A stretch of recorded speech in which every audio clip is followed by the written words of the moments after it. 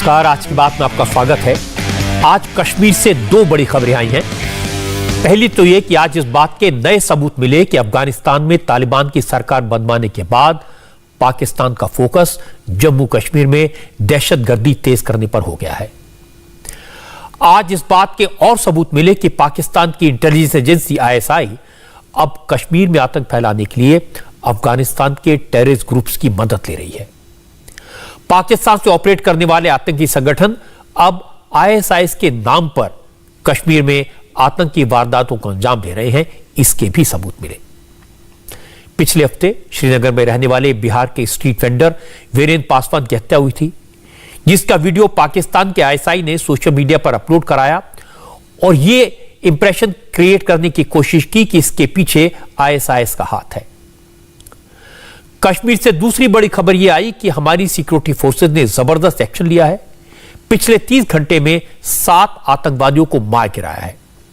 इनमें से 2 आतंकवादी वो हैं जिन्होंने सिविलियंस की हत्या की थी। सिक्योरिटी फोर्सेज ने उन दहशतगर्दों को भी आइडेंटिफाई कर लिया है जिन्होंने कश्मीरी पंडित मक्खनलाल बिंद्रू, दीपक चंद और सिख प्रिंसिपल सुपिंदर कौर की हत्या की थी। आपको याद होगा कि जिस दिन आतंकियों ने बिंद्रू की हत्या की थी, उस दिन जम्मू कश्मीर के LG मनोज सिन्हा ने आज की बात में मुझसे बात करते हुए भरोसा दिलाया था कि घाटी में माइनॉरिटीज की हत्या करने वालों का हिसाब जल्द ही बराबर कर दिया जाएगा। शुरुआत हुई है, एक आतंकी को उसके किए की सजा दी जा चुकी है, बाकी आतंकवादियों की पहचान हो गई है और किसी भी वक्त उन्हें भी ढेर किया जा सकता है। आज मैं आपको बताऊंगा कि कश्मीरी पंडितों की हत्या करने वाले आतंकी कौन थे और ये किसके इशारे पर काम कर रहे थे। आज सिक्योरिटी फोर्सेज ने कश्मीर में हुई टारगेट किलिंग्स को अंजाम देने वाले चेहरों की और उसके मास्टरमाइंड की पहचान कर ली। पता चला कि इन सारी हत्याओं के पीछे बासित अहमद डार नाम का आतंकवादी है। बासित साउथ कश्मीर के कुलगांव का रहने वाला है। यह दहशतगर्द पिछले साल अप्रैल में अपने घर से गायब हो गया था और फिर वो लश्कर के shadow outfit the resistance force TRF के साथ जुड़ गया। यानी घाटी में लश्कर ने अपना नाम बदलकर एक तरह से TRF कर लिया और इसी के नाम से ऑपरेट करने लगे। इंफॉर्मेशन यह मिली है कि बासित ने सबसे पहले लश्कर के ही अब्बास शेख नाम के टेररिस्ट को फॉलो किया, उसके ऑर्डर्स पर किलिंग करने लगा। लेकिन अब्बास शेख की मौत के बाद बासित अहमद ने खुद को TRF का चीफ डिक्लेयर कर दिया। श्रीनगर में मौजूद हमारे संवाददाता मंजूर मीर और दिल्ली में हमारे डिफेंस एडिटर मनीष प्रसाद, इन दोनों ने बताया कि पिछले हफ्ते जिन 5 लोगों को टारगेट करके मारा गया, उनमें बासित और उसके ग्रुप का हाथ है। बासित अहमद डार के साथ मेहरान शल्ला और आदिल नाम के आतंकवादी भी मौजूद हैं। इनके साथ एक चौथा दहशतगर्द भी शामिल था और इसके अलावा 2 और आतंकवादी जो इन हत्याओं में शामिल थे, उन्हें मार गिराया गया है। पुलिस और सिक्योरिटी फोर्सेस को बाकी आतंकवादियों की तलाश है। और मैं आपको याद दिला दूं कि 5 अक्टूबर को श्रीनगर और बांदीपोरा में 3 सिविलियंस की हत्या की गई थी। पहले कश्मीरी पंडित कम्युनिटी के मशहूर केमिस्ट मक्खनलाल बिंद्रू को टारगेट किया गया। इसके बाद पानीपुरी बेचने वाले वीरेंद्र पासवान को मारा गया और फिर बांदीपोरा में टैक्सी स्टैंड के अध्यक्ष मोहम्मद शफी लोन को भी गोली मारी गई थी। इसके 2 दिन बाद 7 अक्टूबर को आतंकवादियों ने श्रीनगर में स्कूल के प्रिंसिपल सुपिंदर कौर और एक कश्मीरी पंडित टीचर दीपक चंद की हत्या कर दी थी। पुलिस का कहना है कि इन सभी किलिंग के पीछे बासित अहमद डार और उसके साथियों का हाथ है और इन सभी की पहचान कर ली गई है। CCTV फुटेज के सबूत पास में है। इन्फिल्ट्रेशन के दौरान आतंकियों का सफाया, रिसेप्शन एरिया में हाइडआउट से आतंकियों के सामान की बरामदगी, तो वहीं हिंटरलैंड के अंदर यानी कश्मीर घाटी के अंदर लगातार ह्यूमन इन डेवलप कर ऑपरेशंस। इसी वजह से पाकिस्तान बौखलाया और पाकिस्तान ने अपने आतंकी संगठन लश्कर, जैश, हिजबुल और TRF को यह कहा कि वो टारगेट किलिंग करें, यानी कश्मीरी पंडित, कश्मीरी सिखों को टारगेट करें। और यही वजह है कि NIA ने एक बार फिर से उनके ओवरग्राउंड वर्कर्स, सिंपथाइजर्स को ब्लॉक करना और उनके खिलाफ कार्रवाई करना शुरू कर दिया। आज भी 16 अलग अलग जगहों पर लगातार दबिश डाली गई। इंडिया टीवी को मिली जानकारी के मुताबिक मक्खनलाल बिंद्रू, जो कि वहां के बिजनेसमैन थे, केमिस्ट का अपनी शॉप की चेन चलाते थे, उनको साथ में सुपिंदर कौर जो कि टीचर थी, उसके अलावा दीपक चंद इन तीनों की हत्या के पीछे कोई और टेररिस्ट नहीं बल्कि ये 3 टेररिस्ट थे, जिसमें बासित अहमद डार, आदिल और मेहरान था।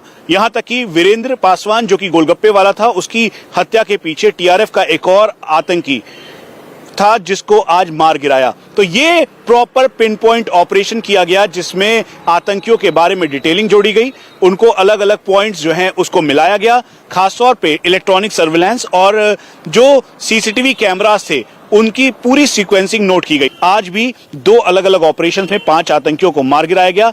यानी साउथ कश्मीर और नॉर्थ कश्मीर में जो टारगेट किलिंग के पीछे हैं या फिर अनस्टेबिलिटी क्रिएट करना चाहते हैं, उनके खिलाफ बड़ी कार्रवाई की जा रही है।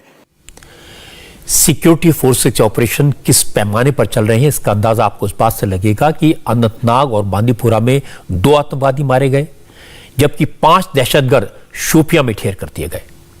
साउथ कश्मीर के शोपियां में 2 अलग अलग जगहों पर एनकाउंटर हुए, इनमें 5 आतंकवादी मारे गए। 3 दहशतगर्द शोपियां के तुलरान गांव में छिपे हुए थे, उन्हें सरेंडर का मौका दिया गया, लेकिन जब वो नहीं माने, उन्होंने फायरिंग की तो रिटेलिएशन में मारे गए। इसी तरह शोपिया के ही फेरीपुरा इलाके में भी 2 आतंकवादियों का सफाया हो गया है।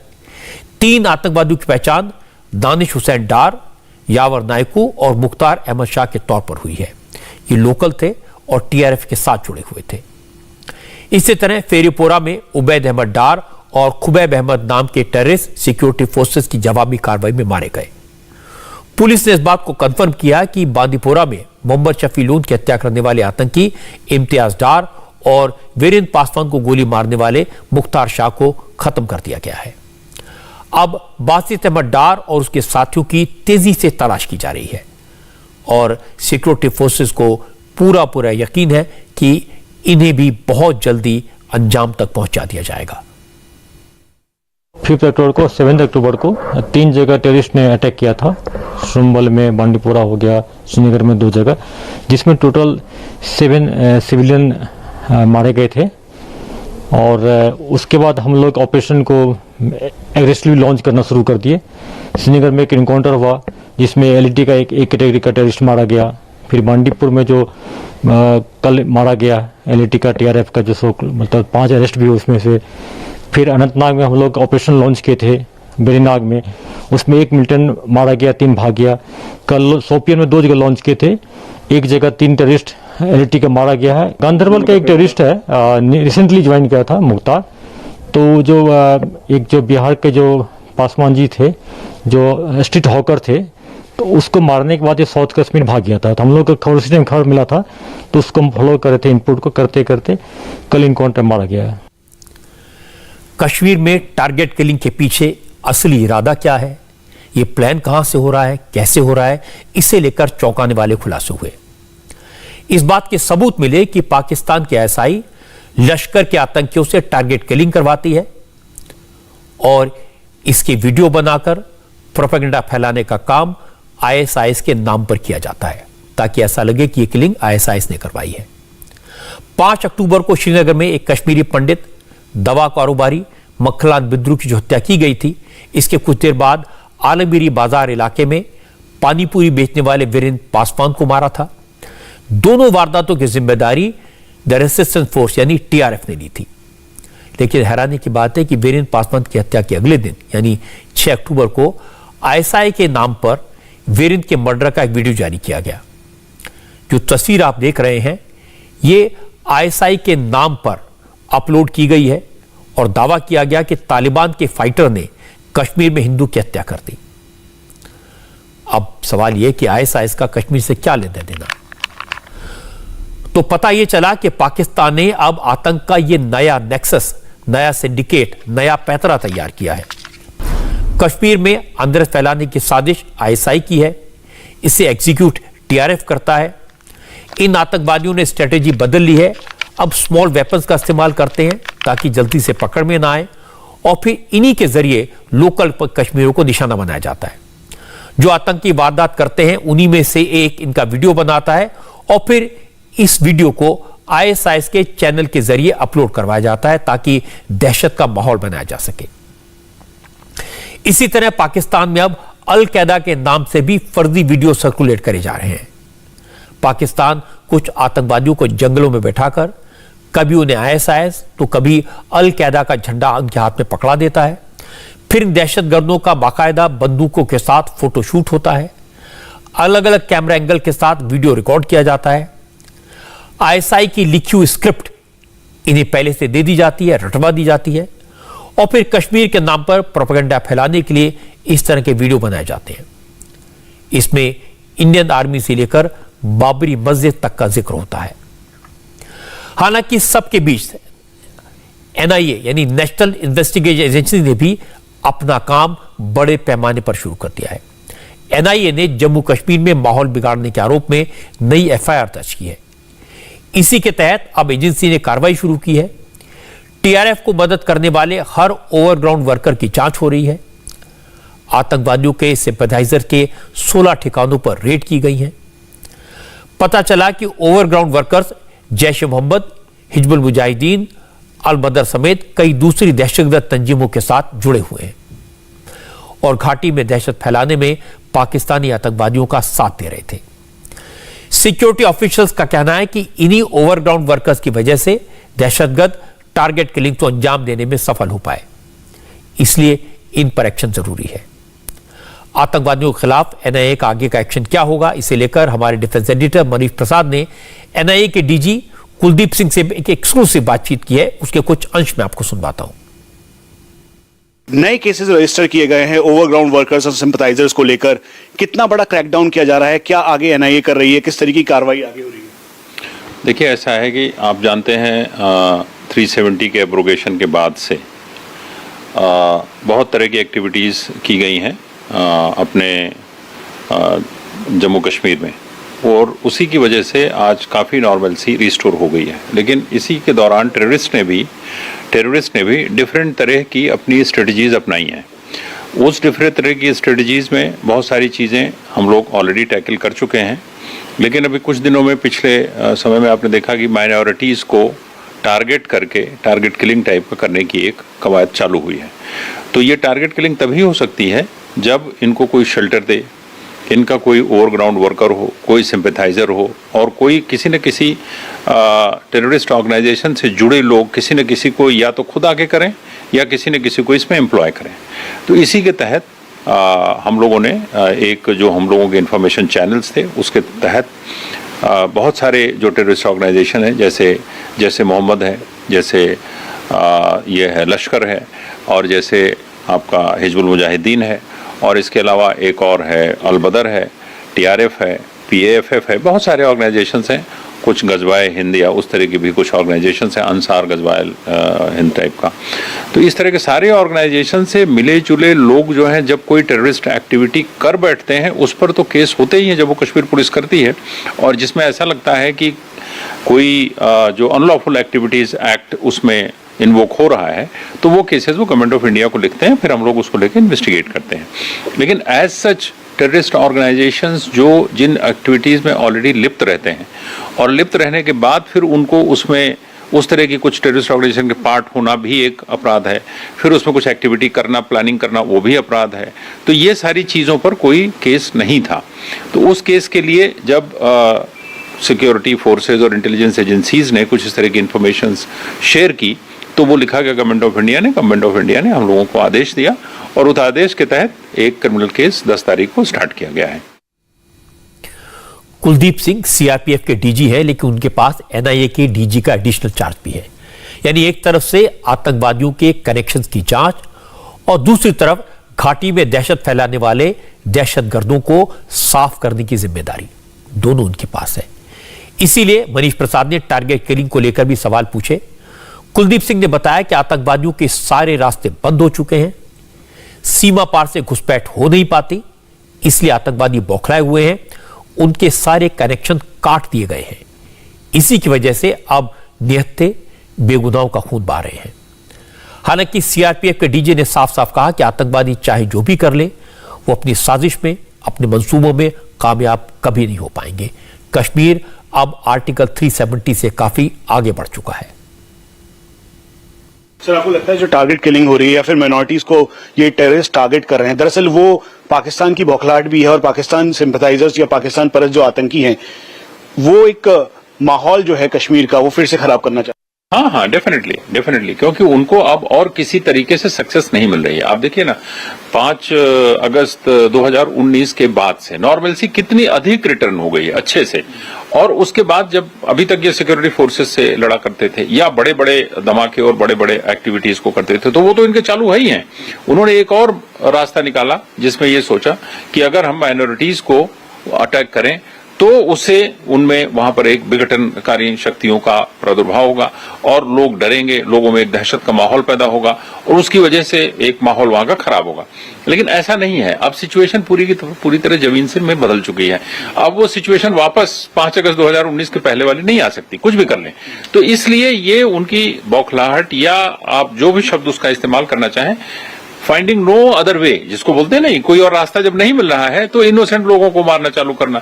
अब इसमें कौन सी बड़ी बहादुरी का काम है? ये कोई बहादुरी का काम है? सिक्योरिटी लड़ना है, सिक्योरिटी फोर्सेज से लड़ो आकर के। सिक्योरिटी फोर्सेज अपना जितना लड़ेंगे आपसे।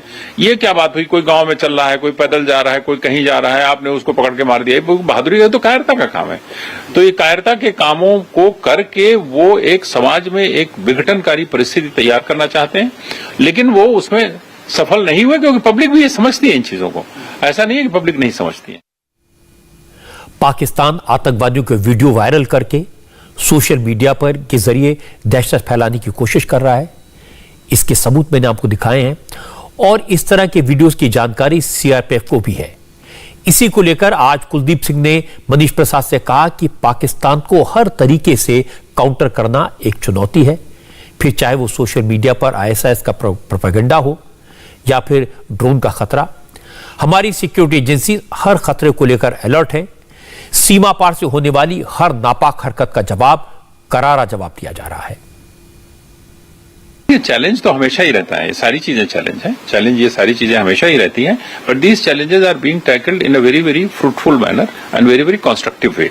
इनको सबको काउंटर प्रोपोगेंडा, काउंटर टेररिज्म, लोग भी समझते हैं काउंटर प्रोपोगेंडा और काउंटर एक सोशल मीडिया की जो चीजें होती हैं वो लोग खुद ही उसमें लिखते रहते हैं। आप देखिए ना, कोई भी एक सोशल मीडिया में किसी चीज को अगर वो खुद ही बढ़ाने जाते हैं तो सोशल मीडिया एक ऐसा प्लेटफॉर्म है कि एक लिमिट से ज्यादा पब्लिक भी उसको एक्सेप्ट नहीं करती है। फिर उसी में काउंटर आने लगते हैं अपने आप से। किसी और को, किसी एजेंसी को काउंटर करने की आवश्यकता नहीं होती। हम उसको मॉनिटर करके केवल ये देखते हैं कि इसमें कहां पर, किस जगह पर ये अनलॉफुल हो रहा है। जैसे ही अनलॉफुल या कानून के विरुद्ध गया, फिर हम उस पर कार्रवाई हम लोग उसको करते हैं, हम लोग मॉनिटर करते हैं। हम लोगों से भी ज्यादा मॉनिटरिंग उसकी बेसिकली करते हैं इंटेलिजेंस के लोग। वो भी बहुत अधिक तरीके से हम लोगों को इसके बारे में बताते हैं। ड्रोन्स की एक्टिविटी भी एक उसी तरह की इनकी बौखलाहट कहिए या समस्या देखिए, क्योंकि और किसी तरह से जब नहीं कर पा रहे हैं तो ड्रोन एक इनको माध्यम मिला है जिसके तहत ये चीजों को इधर भेजने की कोशिश करते हैं। उसमें ड्रग्स भी हैं, उसमें हथियार भी हैं, उसमें और भी किसी तरह की कोई चीजें हो सकती हैं जो चीजें वो कंट्री की पीस को डिस्टेबलाइज करने के लिए भेजने की कोशिश कर सकते हैं। उस पर भी एंटी ड्रोन एक्टिविटी की कार्रवाइयां भी कई तरीके से चल रही हैं और उसमें आपको कुछ बाद में पता डेफिनेटली चलेगा कि कोई क्या क्या एक्टिविटीज हुई हैं। कुलदीप सिंह की बातें सुनकर बिल्कुल साफ है, कश्मीर में आईएसआई के इशारे पर टारगेट किलिंग हो रही है। निहत्थे और बेगुनाह हिंदुओं की हत्या के ये वीडियोस आईएसआई के नाम पर अपलोड किए जा रहे हैं।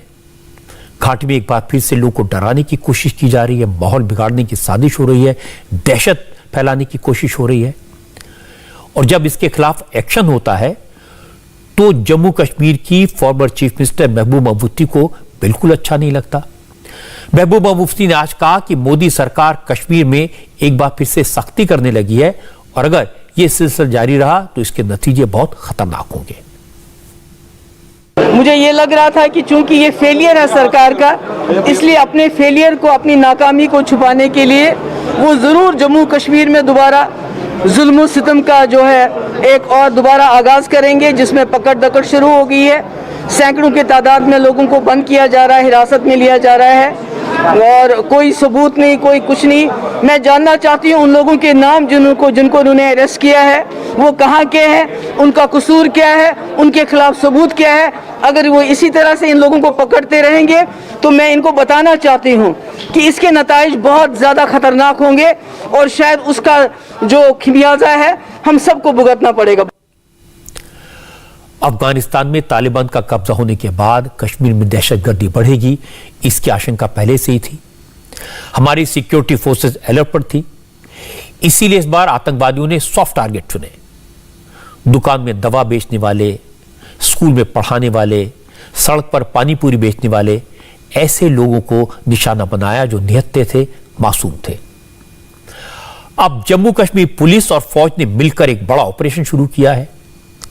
इस हमले में शामिल लोगों की पहचान कर ली गई है। बड़ी संख्या में लोगों को डिटेन किया है। बड़ी संख्या में फौज के एक्शन में आतंकवादी मारे जा रहे हैं। लेकिन जब जब सिक्योरिटी फोर्सेस इस तरह से एक्शन लेती हैं, सख्ती करती हैं, तो बहुत सारे लोग ह्यूमन राइट्स का झंडा उठा लेते हैं। और आज महबूबा मुफ्ती ने यही कहा, पुलिस के एक्शन से कुछ नहीं होगा, आतंकवादियों को मारने और पकड़ने से कुछ नहीं होगा। किसे मारा जा रहा है, किसे डिटेन किया जा रहा है, उसके नाम बताइए, कसूर बताइए। वो तो चाहते हैं कि हमला करने वालों से, उनके आकाओं से बात करनी चाहिए। आज प्रधानमंत्री नरेंद्र मोदी ने ह्यूमन राइट्स को लेकर इसी तरह की सेलेक्टिव अप्रोच को आड़े हाथों लिया। मोदी ने कहा कि मानवाधिकारों को लेकर जिस तरह से राजनीतिक चश्मे से देखा जाता है, उससे लोकतंत्र का नुकसान होता है और साथ साथ देश की छवि भी खराब होती है। प्रधानमंत्री मोदी ने बिना नाम लिए लखीमपुर की घटना का जिक्र किया, सियासत करने वालों को जवाब दिया। मोदी ने कहा, पिछले कुछ साल से देखा जा रहा है कि कुछ लोग ह्यूमन राइट्स के सवाल पर अपनी सुविधा और प्रायोरिटी के हिसाब से डेफिनेशन बना लेते हैं। वो एक घटना में मानवाधिकारों का उल्लंघन देखते हैं, जबकि उसी तरह की दूसरी घटना को अनदेखा कर देते हैं। वो उसमें भी राजनीतिक नफा नुकसान ढूंढते हैं। प्रधानमंत्री मोदी ने किसी घटना का जिक्र तो नहीं किया, लेकिन बीजेपी के स्पोक्सपर्सन संबित पात्रा ने कुछ एग्जाम्पल देकर यह समझाने की कोशिश की कि ऑपोजिशन पार्टीज ह्यूमन राइट्स के इशू पर किसी तरह सेलेक्टिव पॉलिटिक्स कर रही है। संबित पात्रा ने राजस्थान की 2 घटनाओं का जिक्र किया। संबित पात्रा ने कहा कि राजस्थान के अलवर में योगेश जाटव नाम के एक दलित युवक की मुस्लिम समाज के लोगों ने पीट कर हत्या कर दी, लेकिन इस घटना पर न तो राहुल गांधी ने ट्वीट किया और न ही तृणमूल कांग्रेस को लोकतंत्र खतरे में नजर आया। योगेश जाटव, 19 वर्ष का यह बालक योगेश जाटव अलवर का है, राजस्थान के अलवर का है। क्या हुआ वहां पे? केवल उसके बाइक का शीशा जो है वो किसी के गाड़ी के साथ हल्के से छुआने से, लगने से विशेष समुदाय के लोग, न्यूज़पेपर में लिखा है विशेष समुदाय के लोग, उन्होंने पीट करके योगेश जाटव की हत्या कर दी। मृत्यु को प्राप्त हो गया योगेश जाटव। क्या एक दिन भी आपने टीएमसी के नेताओं को सुना कि वो आंसू बहा रहे हैं कि जो हुआ योगेश जाटव के साथ अनुचित हुआ? क्या एक दिन भी राहुल गांधी ने ट्वीट करके कहा कि democracy is finished in India, in Rajasthan democracy there is no place for Dalits? एक दिन भी राहुल गांधी ने कहा? एक दिन भी राहुल गांधी ने कोई ट्वीट योगेश जाटव पर नहीं किया, क्योंकि योगेश जाटव की यह गलती थी कि वो राजस्थान का दलित था, वो राजस्थान का निवासी था और राजस्थान में कांग्रेस का शासन है। बंधुगढ़, झारखंड में भी उन्हीं की सरकार है। झारखंड में सितंबर के महीने में दलित लड़की के साथ गैंगरेप होता है। 16 वर्ष की हमारी छोटी सी बहन, उसके साथ इस प्रकार का जघन्य अपराध होता है। वह भी दलित थी, मगर किसी ने भी उसके मानव अधिकार की चिंता नहीं की। आज भी जो परपिट्रेटर्स हैं वो खुले घूम रहे हैं, क्योंकि ये कांग्रेस शासित राज्य है, ये चयनात्मक राजनीति है। और आज मोदी जी ने कहा कि इस प्रकार की चयनात्मक राजनीति से मानव अधिकार को ठेस पहुंचा है। और इसके बाद संबित पात्रा ने राजस्थान की एक और घटना का जिक्र किया। संबित पात्रा ने कहा कि राहुल गांधी और प्रियंका गांधी खुद को चैंपियन ऑफ दलित राइट्स कहते हैं, लेकिन राजस्थान के हनुमानगढ़ में ही जगदीश मेघवाल नाम के एक दलित युवक की हत्या की गई। उसका वीडियो बनाकर सोशल मीडिया पर वायरल किया गया। आरोपियों के खिलाफ एक्शन लेने में देर की गई, लेकिन राहुल गांधी, प्रियंका गांधी और अखिलेश यादव ने इस पर एक लफ्ज भी नहीं बोला। प्रियंका जी और राहुल जी आज अपने आप को champions of Dalit right, champions of human right के रूप में प्रोजेक्ट कर रहे हैं। मगर प्रियंका जी, क्या यह सत्य नहीं है कि राजस्थान के प्रेमपुरा गांव, जो राजस्थान के हनुमानगढ़ के जिले में है, इस गांव में, प्रेमपुरा गांव में आज से चंद दिनों पहले जगदीश मेघवाल नामक एक युवा को जिस प्रकार से पीट पीट के बेरहमी से मार दिया गया, उसे मौत के घाट उतार दिया गया और उसके बाद उसके मृत शरीर को उसी जगदीश मेघवाल के घर के सामने, उस दलित परिवार के सामने फेंक दिया गया जिस घर का वो बच्चा है, और पूरे के पूरे जघन्य कृत्य का वीडियो बना करके उसे सोशल मीडिया में वायरल किया गया ताकि एक संदेश राजस्थान के दलितों के बीच में जाए कि दलित सर उठा के नहीं जी सकता है, दलित को केवल और केवल सर झुका करके, सर नीचे करके जीने का अधिकार है। आखिर क्यों इतना बड़ा जघन्य अपराध राजस्थान में हो जाता है? जगदीश मेघवाल को मार दिया जाता है, उसकी लिंचिंग हो जाती है, मगर क्या आपने राहुल गांधी, प्रियंका वाड्रा, अखिलेश यादव इनमें से किसी को वहां जाते हुए देखा? क्या आप बंगाल के किसी नेता को वहां जाके धरना देते हुए आपने देखा? नहीं, किसी ने ट्वीट भी नहीं किया, किसी ने फेसबुक पे भी एक पोस्ट नहीं छोड़ा, किसी ने इस विषय पे चर्चा भी नहीं की। संबित पात्रा ने जो कुछ कहा, अशोक गहलोत ने उसका जवाब दिया। अशोक गहलोत का जवाब मैं आपको सुनाऊं उससे पहले आपको प्रधानमंत्री मोदी का आज ह्यूमन राइट्स पर जो बयान था, जिसमें उन्होंने सेलेक्टिव अप्रोच रखने वालों को कैसे आड़े हाथों लिया था, जो आप टेक्निकल प्रॉब्लम की वजह से थोड़ी देर पहले नहीं सुन पाए थे, वो बयान मैं आपको सुनवा देता हूं। हाल के वर्षों में मानव अधिकार की व्याख्या कुछ लोग अपने अपने तरीके से अपने अपने हितों को देखकर करने लगे हैं। एक ही प्रकार की किसी घटना में कुछ लोगों को मानव अधिकार का हनन दिखता है और वैसी ही किसी दूसरी घटना में इन्हीं लोगों को मानव अधिकार का हनन नहीं दिखता। इस प्रकार की मानसिकता भी मानव अधिकार को बहुत ज्यादा नुकसान पहुंचाती है। मानव अधिकार का बहुत ज्यादा हनन तब होता है जब उसे राजनीतिक रंग से देखा जाता है, राजनीतिक चश्मे से देखा जाता है, राजनीतिक नफा नुकसान के तराजू से तोला जाता है। इस तरह का सिलेक्टिव व्यवहार लोकतंत्र के लिए भी उतना ही नुकसानदायक है। हम देखते हैं कि ऐसे ही सिलेक्टिव व्यवहार करते हुए कुछ लोग मानव अधिकारों के हनन के नाम पर देश की छवि को भी नुकसान पहुंचाने का प्रयास करते हैं।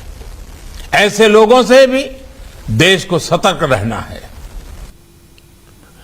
प्रधानमंत्री मोदी के इस बयान के बाद ही संबित पात्रा ने राजस्थान की घटनाओं का जिक्र किया था। उदाहरण देते हुए अशोक गहलोत से जवाब मांगा था।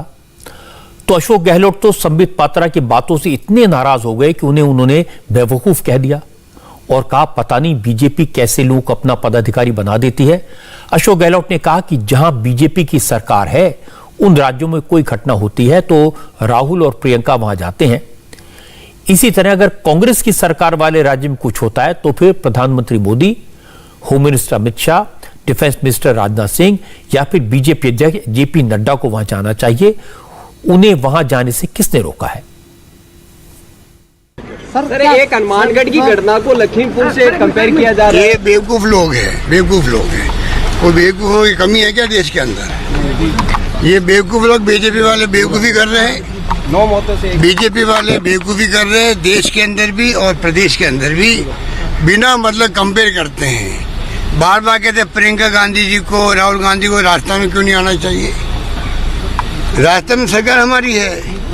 आप राजनाथ सिंह जी को कहो, आप अमित शाह जी को कहो, वो आके देखें यहाँ पर, वो गृह मंत्री हैं। विपक्ष की सरकारें जहाँ हैं या सरकारें सत्ता पक्ष की है, यूपी हो जाए, वहाँ हम जाएंगे, विपक्ष के लोग हम लोग ऐसी बेवकूफ़ी बातें बोलते। पहली बार मैं नेताओं को देख रहा हूँ जो मुख्यमंत्री के उम्मीदवार बने बैठे हैं, वो ऐसी बेवकूफ़ी की बातें कर रहे हैं कि राजस्थान में प्रियंका गांधी जी और राहुल गांधी जी क्यों नहीं आते हैं। अरे वो तो उनकी सरकार है वहाँ पर, तो वो वहाँ जाएंगे जो विपक्ष की या सत्ता पर ये सरकारें हैं। हमारे यहाँ आना चाहिए, प्रधानमंत्री जी को आना चाहिए, गृह मंत्री जी को आना चाहिए, जेपी नड्डा जी को आना चाहिए। देखिए जाके हनुमानगढ़ में क्या होगा, किस प्रकार क्यों घटना हुई, क्यों लिंचिंग हुई। हम तो उसकी निंदा करते हैं। हमने अविलंब कार्रवाई करी, उन सबको पकड़ लिया, फिर भी टीम भेज रहे हैं यहाँ से। ऐसे मूर्ख लोग बन गए हैं इनके पदाधिकारी, जिनको इतना नहीं सेंस है कि किस तरह की घटना में क्या किया जाता है। अशोक गहलोत तो मोदी की इस बात को कंफर्म कर रहे हैं कि ह्यूमन राइट्स के मामले में विरोधी दलों के नेता सेलेक्टिव रहते हैं। लखीमपुर खीरी में जो किसान दुर्भाग्यपूर्ण तरीके से मारे गए, उनके लिए आवाज उठाने के लिए बहुत सारे लोग आगे आए, लेकिन बाकी 4 लोग जिन्हें पीट पीट कर मौत के घाट उतारा गया, उसी जगह पर हिंसा का शिकार हुए थे, उनके बारे में किसी ने एक लफ्ज नहीं कहा। बीजेपी की शिकायत सही है कि पश्चिम बंगाल में उसके सैकड़ों कार्यकर्ताओं को जान से मार दिया गया, पर कोई कुछ नहीं बोला। महाराष्ट्र में तो रूलिंग पार्टी ने उत्तर प्रदेश में हुई हत्याओं के लिए बंद की कॉल दी, और इस दौरान शिवसेना के लोगों ने यूपी से आकर मुंबई में बसे लोगों की पिटाई की। कई जगह हमने देखा कि 3 व्हीलर चलाने वालों के साथ जानलेवा हथियार के साथ मारपीट की गई। राजस्थान की घटना हमने देखी है, हनुमानगढ़ में दलित युवक के साथ मारपीट की जो तस्वीरें हैं वो डराने वाली हैं, उस पर कोई कुछ नहीं बोला। और अशोक गहलोत की बात सुनकर तो यह साबित होगा कि विरोधी दलों की अप्रोच कितनी सेलेक्टिव है, और यह कहने में उन्हें कोई संकोच भी नहीं है कि राहुल और प्रियंका सेलेक्टिव जगहों पर ही, सेलेक्टिव मामलों में ही आवाज उठाने के लिए जाते हैं। आज लखीमपुर खीरी की हिंसा में मारे गए 4 किसानों और पत्रकार को श्रद्धांजलि देने के लिए टिकुनिया में अंतिम अरदास थी। इसमें संयुक्त किसान मोर्चा से जुड़े किसान संगठनों के नेता और हजारों समर्थक शामिल हुए, और प्रियंका गांधी और आरएलडी के अध्यक्ष जयंत चौधरी अपने कार्यकर्ताओं के साथ लखीमपुर खीरी पहुंचे। प्रियंका गांधी के साथ यूपी कांग्रेस के अध्यक्ष अजय कुमार लल्लू और दीपेन हुड्डा भी थे। हालांकि संयुक्त किसान मोर्चा ने इन नेताओं को मंच पर बैठने की जगह नहीं दी। किसान मोर्चे के नेताओं ने मंच से कहा कि प्रियंका गांधी और दीपेन हुड्डा का स्वागत है, लेकिन मोर्चे का फैसला है कि मंच किसी पॉलिटिकल लीडर के साथ साझा नहीं किया जाएगा। प्रियंका आज कुछ नहीं बोली। कांग्रेस के ऑफिशियल ट्विटर हैंडल से प्रियंका की एक तस्वीर शेयर की गई, जिसमें वो घायल किसान से बात करती दिखाई दे रही है। किसानों के अंतिम अरदास में भारतीय किसान यूनियन के प्रवक्ता राकेश टिकैत भी शामिल हुए। राकेश टिकैत ने कहा कि लखीमपुर कांड के विरोध में किसानों का आंदोलन तब तक चलेगा जब तक केंद्रीय गृह राज्य मंत्री अजय मिश्रा का इस्तीफा नहीं होता, उन्हें अरेस्ट नहीं किया जाता। राकेश टिकैत ने कहा कि इस मामले में मंत्री और उसके बेटे को आगरा की जेल में भेजना चाहिए, इसी के बाद सही तरीके से पूछताछ और जांच हो सकती है। यह आंदोलन जब तक जारी रहेगा जब तक मंत्री, ये भारत सरकार उस मंत्री का इस्तीफा नहीं लेगी, जब तक 120B का मुलजिम देश का गृह राज्य मंत्री उसकी गिरफ्तारी नहीं होती, आगरे की जेल में वे नहीं जाएंगे।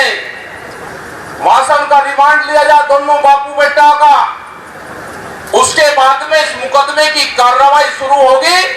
वे बताएंगे फिर कि हमारे गैंग में कौन कौन और लोग शामिल हैं। जो भी पूछताछ हो रही है, अभी रेड कारपेट गिरफ्तारी है, कालीन बिछा के गिरफ्तारी हुई है। रिमांड पे गए तो गुलदस्ता उसके हाथ में है। किसी अधिकारी, किसी पुलिस कर्मचारी की हिम्मत है कि देश के गृह राज्य मंत्री के बेटे से कोई पूछताछ कर ले? जब तक पुलिस थाने में बंद नहीं होंगे बापू बेटा अलग अलग कोठरियों में, पुलिस की आइडेंटिटी छुपी रहेगी कि किसने पूछताछ करी, जब तक इस केस का खुलासा नहीं होगा। किसान मोर्चे के नेता भी सेलेक्टिव हैं, मौका और जगह देखकर बात बदल लेते हैं। जब मन करता है राजनीतिक दलों के नेताओं की मदद ले लेते हैं, जब मन करता है उन्हें मंच से नीचे बिठा देते हैं। कभी पश्चिम बंगाल जाकर बीजेपी के खिलाफ इलेक्शन में कैंपेन करते हैं, ममता बनर्जी से मिलते हैं, तो कभी पश्चिमी उत्तर प्रदेश में महापंचायत करके बीजेपी को हराने का नारा लगाते हैं। लेकिन लखीमपुर खीरी में इन्हीं किसान संगठनों के नेताओं ने पहले साथ बैठकर भी बचाव करवाया, यूपी सरकार के सामने अपनी डिमांड्स रखी, उनकी सारी मांगें मान ली गईं, लेकिन फिर राकेश टिकैत जैसे नेताओं ने चाल बदली और कहने लगे कि इस मामले में मंत्री को भी जेल में भेजना चाहिए। आज इस केस में क्या अपडेट हुआ, आज इसमें से क्या नई बातें सामने आई, ये भी आपको बता देता हूं। लखीमपुर खीरी हिंसा मामले में आज एसआईटी ने मुख्य आरोपी आशीष मिश्रा से पूछताछ की। कल सीजेएम कोर्ट ने आशीष को 3 दिन के रिमांड पर भेजा था। आज पुलिस आशीष को डिस्ट्रिक्ट जेल से निकालकर पुलिस लाइन में क्राइम ब्रांच के ऑफिस में लाई। आज पुलिस ने आशीष मिश्रा के दोस्त अंकित दास के ड्राइवर को अरेस्ट कर लिया। वारदात के वक्त शेखर भारती काली फॉर्च्यूनर चला रहा था। वारदात के वक्त पुलिस ने शेखर भारती से पूछताछ की थी।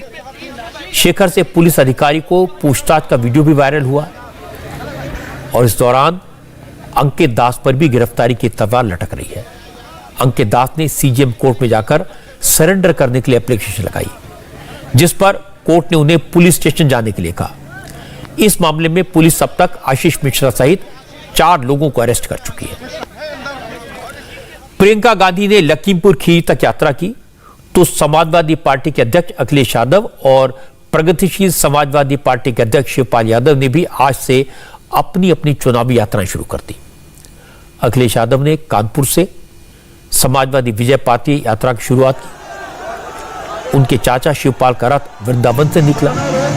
पहले राउंड में अखिलेश यादव की विजय यात्रा पर 4 जिलों कानपुर, हमीरपुर, जालौन और कानपुर देहात का रास्ता तय किया गया है।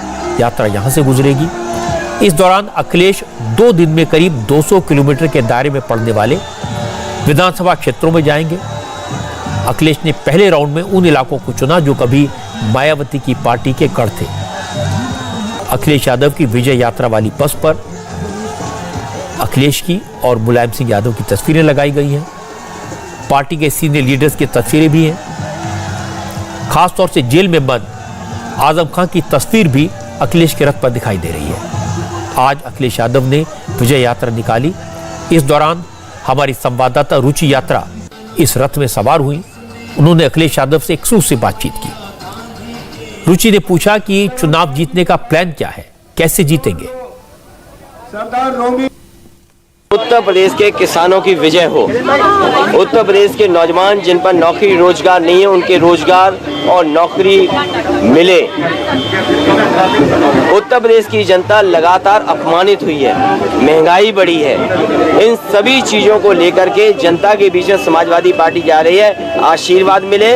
इस सरकार ने सौहार्द को छीन लिया, इसलिए उत्तर प्रदेश की जनता सफाया करना चाहती है। समाजवादी विजय रथ के माध्यम से जनता के बीच में है। मुझे भरोसा है कि जनता एक बार फिर समाजवादियों को आशीर्वाद देगी। प्रियंका के आने का कुछ असर देखते हैं यूपी में? देखिए, ये यूपी बहुत बड़ा है और सबको आना चाहिए। अभी तो और भी दल आएंगे, लेकिन अंततः जनता को तय करना है कि जनता किसका समर्थन करेगी। वैसे भी आ गए मुस्लिम वोट काटने के लिए। मुस्लिम वोट मैं ये नहीं कहता हूँ कौन काटना चाहता है, कौन जोड़ना चाहता है। सवाल ये है कि उत्तर प्रदेश की जनता भारतीय जनता पार्टी को हराना चाहती है, हटाना चाहती है। जैसे बीजेपी ये कह रही है कि जो नॉन ओबीसी वोटर है यादव के अलावा, वो बीजेपी अपनी तरफ जैसे 17 में खींचा, 19 में इस बार कामयाब। आज सबसे ज्यादा हर वर्ग के लोग समाजवादी पार्टी से जुड़े हैं और जिस तरीके से पिछड़ों को धोखा दिया बीजेपी ने, मामूली धोखा दिया उन्हें। पिछड़ों का वोट लेकर के उन्हें धोखा दे दिया, दलितों का वोट लेकर के उन्हें धोखा दे दिया। इससे बड़ा धोखा किसने राजनीति में दिया होगा।